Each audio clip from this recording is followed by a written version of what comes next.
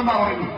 മോഡി ഒറ്റയ്ക്ക് 4,000 ഉണ്ടെങ്കിൽ മോഡി എതിരുണ്ട് എനിക്ക്.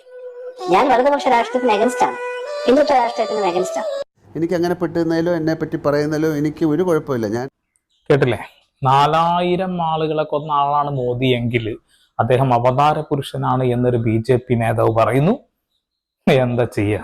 നമ്മുടെ നാട്ടില് കൊന്നു എന്ന് പറയുന്നത് ആ രാഷ്ട്രീയ പാർട്ടിയെ വളർച്ചയ്ക്കുള്ള വെറും ഒരു വളമാണ് എന്നുള്ളതിന്റെ ഏറ്റവും വലിയ ഉദാഹരണമാണ് നരേന്ദ്രമോദി ഇന്ന് പ്രധാനമന്ത്രിയായി നിൽക്കുന്നത്.